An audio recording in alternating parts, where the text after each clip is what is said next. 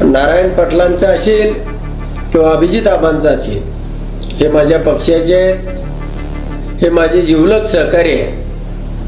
पण पालकमंत्री वारंवार त्यांच्यावरती दबाव टाकून वेगवेगळ्या प्रकारच्या अडवणुका करून अशा पद्धतीनं मतं आमची घेऊन सत्ता भाजपची आणायच्या विचारामध्ये असाल तर तो डाव हा उत्तमराव जानकर या जिल्ह्यामध्ये होऊ देणार नाही.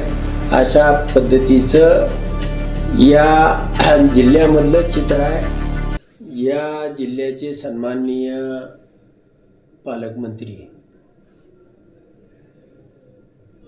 यांनी काही पक्षांतर घडवून आणली. रणजित भैया शिंदे असतील, राजन पाटील असतील, अजून काही बरीचशी मंडळी त्यांनी पक्षामध्ये किंवा कार्यकर्ता लेवलची अनेकांना प्रवेश दिला. आज मी हे बघत असताना चित्र प्रत्येक वेळी आम्ही म्हणतो त्या पद्धतीनं झालं पाहिजे. आज माड्याचं आणि करमाळ्याचं चित्र बघायचं झालं तर माड्यामध्ये रणजित भैया आणि त्या ठिकाणी त्यांच्या मित्रपक्षाचे हे आपले संजय मामा हे दोन्ही लोक त्यांची आहेत. तरीसुद्धा त्या ठिकाणी अभिजित पाटलांना आणि नारायण पाटलांना तुम्ही आघाड्या केल्या पाहिजेत आणि आघाडीच्या माध्यमातून निवडणूक लढली पाहिजे आणि आघाड्या करून आम्ही तुम्हाला रसद पुरवू आणि त्या माध्यमातून उद्या जिल्हा परिषदमध्ये तुम्ही आम्हाला ही संख्या दिली पाहिजे. म्हणजे मतदान घेताना मात्र विरोधी आघाडीच्या माध्यमातून घ्यायचं आणि माणसं मात्र पुन्हा नेऊन त्या ठिकाणी द्यायची. अशा पद्धतीचा फॉर्म्युला या जिल्ह्यामध्ये प्रत्येक ठिकाणी ते राबवण्याचा प्रयत्न करतायत. अनेकाचं राजकीय आयुष्य उद्ध्वस्त या जिल्ह्यामध्ये करण्याचं काम हे सन्माननीय पालकमंत्री करतायत असं माझं मत आहे. सांगोल्यामध्ये बाबासाहेब देशमुखांना कमळाचा प्रचार करायला लावला आणि जनतेमध्ये एवढा भयानक उद्रेक झाला. त्याचा परिणाम नगरपालिका तर गेलीच गेली, पण ती ज्या फरकानं गेली तो फरक ह्या जिल्ह्याला अचंबित करणारा होता आणि बाबासाहेब देशमुखांचं राजकीय जीवन कायमचं उद्ध्वस्त करणारा होता. आज त्याच पद्धतीनं ते करमाळा आणि माड्यामध्ये अरे ज्यांना तुम्ही घेतलेला आहे, रणजित भैया शिंदेना घेतलेला आहे किंवा जे तुमच्या पक्षामध्ये राजन पाटील असतील, तुम्ही त्यांच्यासाठी ताकद लावा ना, त्यांना निवडून आणा ना. म्हणजे ह्यांना पक्षामध्ये घ्यायचं आणि ह्यांनाही उद्ध्वस्त करायचं, रसद मात्र दुसऱ्याला पुरवायची आणि तुम्ही आघाडी करा. आघाडी म्हणजे शरद पवारांची, मतं मात्र शरद पवारांची आणि निवडून आल्यानंतर मात्र जिल्हा परिषदला भारतीय जनता पार्टीला तुम्ही सपोर्ट केला पाहिजे. हे कुठंतरी या जिल्ह्यामधलं हे जे चित्र चालू आहे मी या जिल्ह्यामध्ये बघत असताना त्यामध्ये अभिजित पाटलांचं पंढरपूरमध्ये त्यांना सेपरेट लढायला लावलं. अशा अनेक युक्त्या केल्या. त्या ठिकाणी अभिजित पाटलांची पुरी वाट लागली किंवा जनतेमध्ये असा मेसेज केला की अभिजित पाटील म्हणजे ॲडजस्टमेंट करणारा माणूस आहे आणि तेच चित्र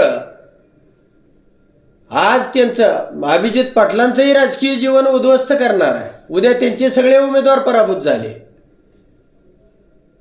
किंवा नारायणाबांचे पराभूत झाले तर त्यांचं जीवन उद्ध्वस्त करणार आहे. याशिवाय ज्या भारतीय जनता पार्टीमध्ये तुम्ही घेतलेला आहे त्यांच्यासाठी तुम्ही तुमची शक्तीपणाला लावा आणि हे न करता या माध्यमामधून नारायण पाटलांचा असेल किंवा अभिजित आबांचा असेल, हे माझ्या पक्षाचे आहेत, हे माझे जिवलग सहकारी आहेत. पण पालकमंत्री वारंवार त्यांच्यावरती दबाव टाकून वेगवेगळ्या प्रकारच्या अडवणुका करून अशा पद्धतीनं त्यांचं त्या ठिकाणी कमळच निवडून यावं आणि यांचंही जीवन उद्ध्वस्त व्हावं अशा पद्धतीची व्यूहरचना त्या ठिकाणी करण्याचा प्रयत्न करतायत.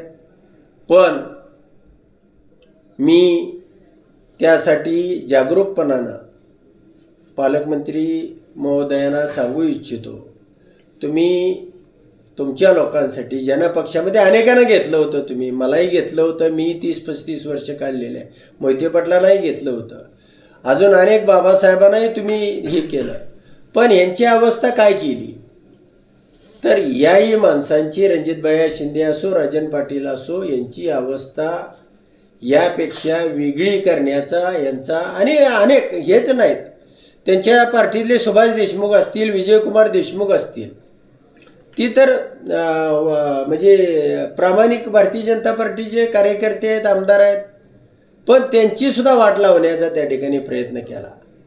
म्हणून या जिल्ह्यामध्ये राजकारण करत असताना मला पालकमंत्र्यांना एक सबुरीचा सल्ला द्यायचा आहे, तुम्ही तुमच्या पक्षासाठी काम करा. आणि त्या ठिकाणी तुमचे पक्ष आहेत, मित्रपक्ष आहेत, पण मतं आमची घेऊन सत्ता भाजपची आणायच्या विचारामध्ये असाल तर तो डाव हा उत्तमराव जानकर या जिल्ह्यामध्ये होऊ देणार नाही. अशा पद्धतीचं या जिल्ह्यामधलं चित्र आहे. आणि हे चित्र अजून आम्ही जनतेमध्ये घेऊन जाऊ. आणि नक्कीच या जिल्हा काय आहे किंवा या जिल्हा परिषदेमधला हा जो ग्रामीण भाग आहे, मोहोळ असेल, मंगळवेढा असेल, पंढरपूर असेल, सांगोला असेल, माढा, करमाळा, माळशिरस असेल, हा पवारसाहेबांच्या विचाराचाच जिल्हा, सगळे तालुके आहेत. आणि या ठिकाणी हेच घडणार, यापेक्षा वेगळं काही घडणार नाही, अशा पद्धतीचं वातावरण आहे.